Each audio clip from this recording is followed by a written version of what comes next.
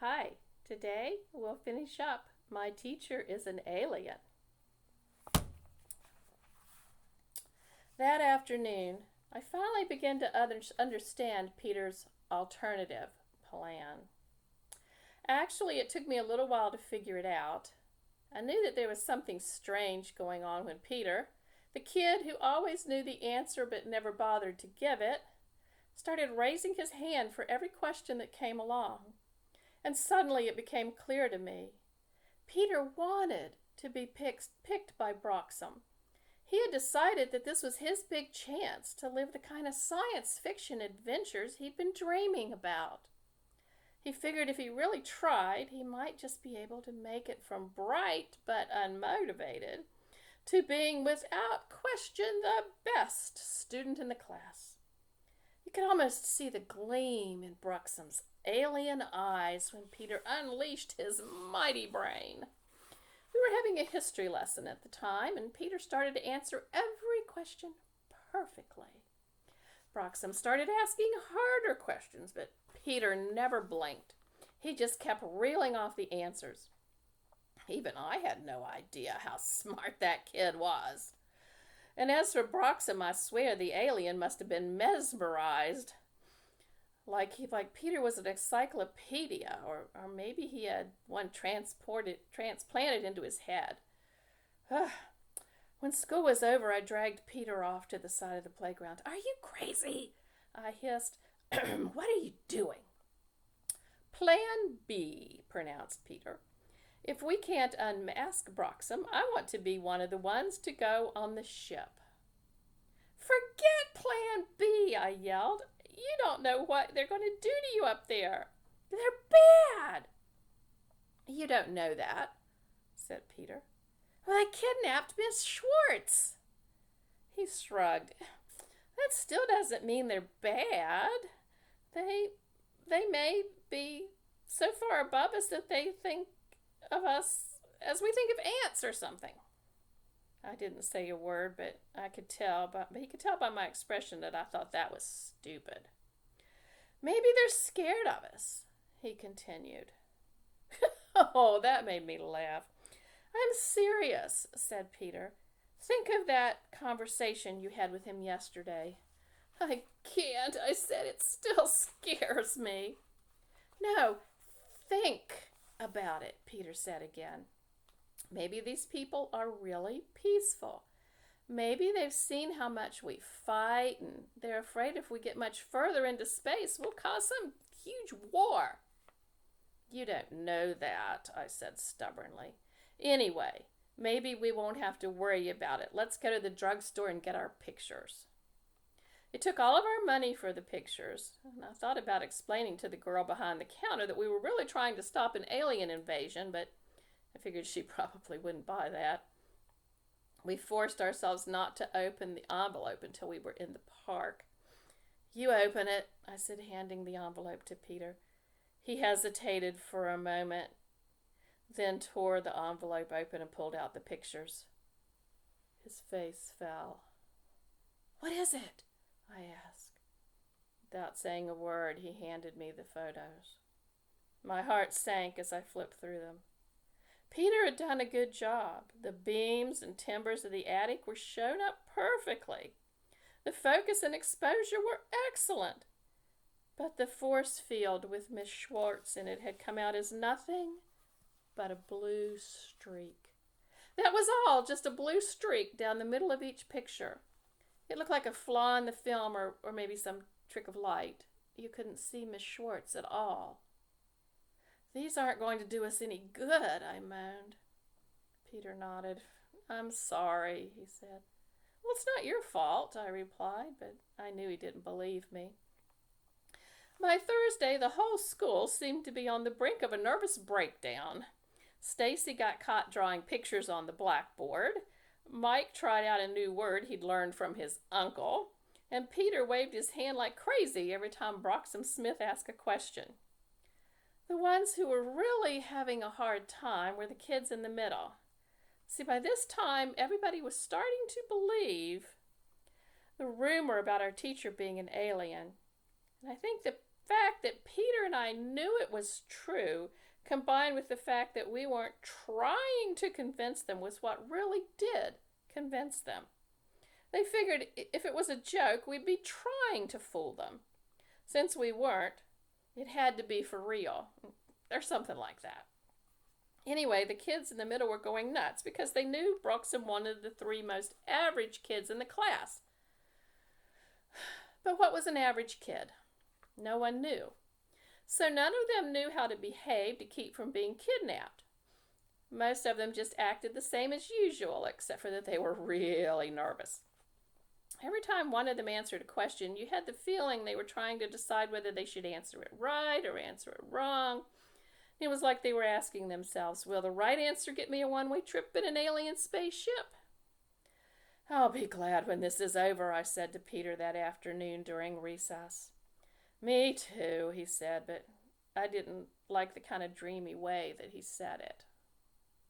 Aren't you scared? I demanded. I'm terrified, he said, but that doesn't change my mind. School just got wackier as the day wore on. By the time the last bell rang, I got the feeling every kid had heard there was supposed to be an alien invasion at the concert that night. If I wasn't so worried, it would have been funny. Did you hear about the invasion? Kids would say. Did you know the aliens are coming tonight? I wanted to say, no. The aliens aren't invading. They're just coming to kidnap some of us. Although for all I knew, the reason they wanted to study us was so that they could invade sometime in the future. I felt sorriest for Mr. Bamwick. He had hoped to have the best spring concert ever, but it was beginning to look like it would be the biggest disaster of his career. I'm cutting the stars and stripes from the program, he told me that afternoon. He was trying to be nice about it, but I could tell that he was really disappointed. I'm sorry, I said. I just can't get that twill. Well, it's not just you, Mr. Bamwick said sadly. The whole band has fallen apart. I don't know what I've done wrong. How could I tell him that he hadn't done anything wrong? That his concert was just another casualty of the alien invasion. The alien invasion rumors had reached the adults too, as I found out that night at dinner. My goodness, Susan, said my mother as she was dishing up my broccoli. I hope you don't believe any of this nonsense. Believe it, I thought. I started it. But I didn't say that. Instead, I put down my soup spoon and I looked at her. Oh, what if I did believe it? I asked. I tried hard to sound like I was interested and not like I was challenging her. Well, I suppose we'd have to get you counseling, she said. I could have cried. Obviously, there was no point in asking my parents to help out with this mess. I went upstairs to get ready.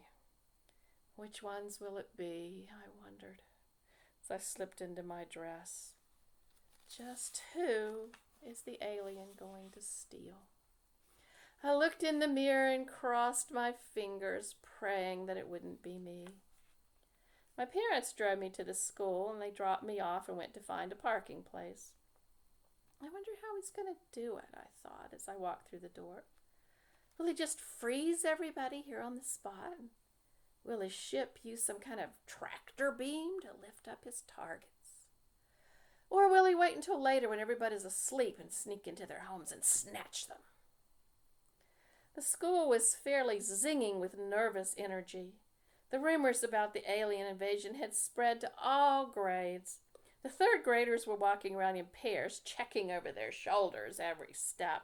If I hadn't been so scared myself, I would have laughed. I wanted to grab them and say, "Stop worrying. The alien's not after you." "Hey, Susan," called Peter. "Wait up." Peter was in the chorus. The chorus was bigger than the band.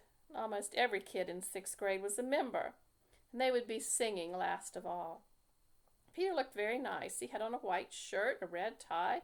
His pale blonde hair was slicked down. "Is your father here?" I asked. He just stared at me. "Are you kidding me?" he asked. We walked on until we came to a private place. What are you going to do? I asked. Peter shrugged. What can we do? Keep our eyes open. Be ready to call for help when there's something we can prove. Other than that, I can't think of anything. Is Bruxham here? I nodded. All the teachers had to come to the concert to keep us under control while we were waiting to perform. I figured Bruxham wasn't ready to blow his cover yet. Peter glanced at his watch. Oh, we'd better get into the gym, he said. No sense in getting in any more trouble than we have to. The gym was where we had to wait for our turn to perform. It was across the hall from the combination cafeteria and auditorium, where we put on our concerts. The third grade chorus was about to go on when Peter and I walked in. Get over here, you two, hissed Miss Tompkins, the world's oldest living fifth grade teacher. They're ready to start. As we walked across the gym, I heard the third grade chorus begin to sing. They had only gotten through about 3 notes when the music stopped. I grabbed Peter's arm. Had it started? Not actually. As it turned out, Cindy Farkas had fainted. The chorus teacher, Miss Benkin, stopped the program while 2 parents helped Cindy out. Then the singing began again. False alarm, Peter said with a grin. I nodded, but I didn't feel like smiling. Suddenly I heard a familiar voice. Band members, over this way. It was Mr. Smith. He was standing at the far end of the cafeteria holding up his hand. Band members, over here, he shouted. We're going down to the primary wing. Mr. Bambrick wants you to meet there to tune up. You can bet Bruxham won't stick around for that, said Peter. Not the way he hates music. Well, that gave me an idea. I might not have done it if I hadn't been feeling so crabby. But between the fact that we hadn't figured out any way to stop Bruxham from kidnapping some of our class and the fact that he was still holding the best teacher I had ever had prisoner, I was pretty mad. I decided if I couldn't beat the alien, I'd settle for annoying him. So before we started down the hall, I took my piccolo out of its case and put it together. Most of the other kids already had their instruments ready. Everyone was nervous. And it wasn't just pre-concert jitters. About half of the band was made up of 6th graders. And they were the most frightened, of course, especially the ones from our class. All right, follow me, said Bruxham as he started down the hall. Holding my piccolo behind my back, I positioned myself at the front of the group. When we got about halfway down the hall, I started to play a scale. Stop that! Shouted Bruxham before I had played 3 notes.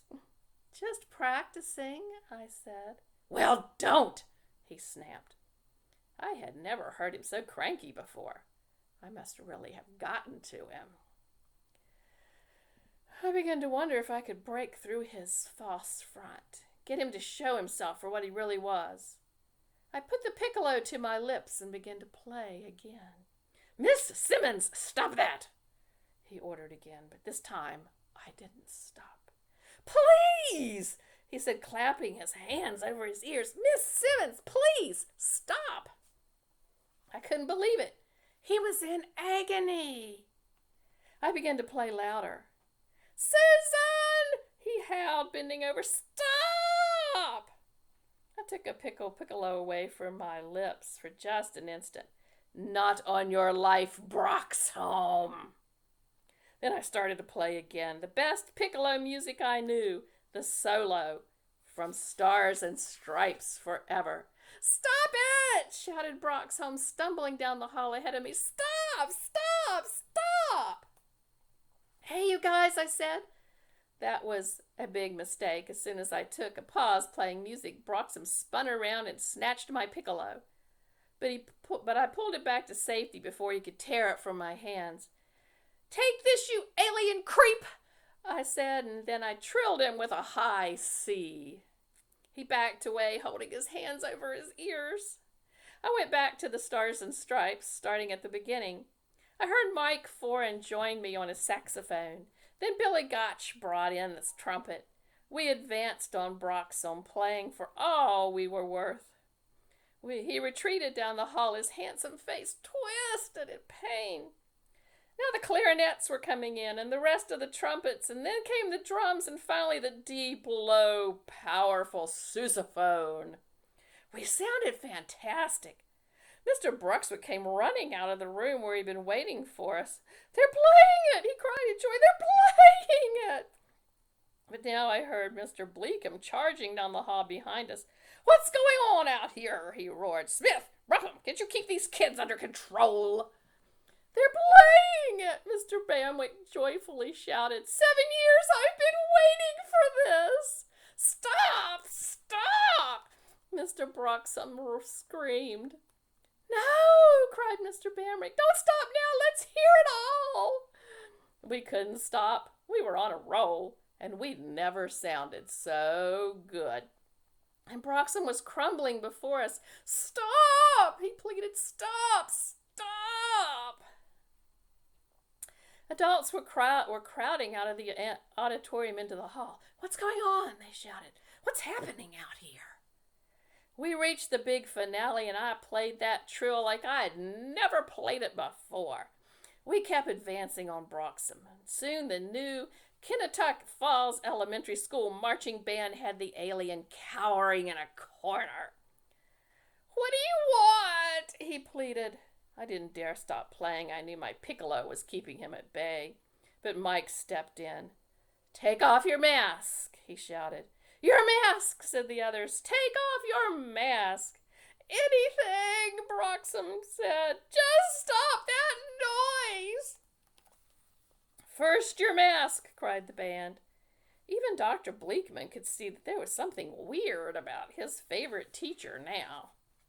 He waited in silence. I played my trill again.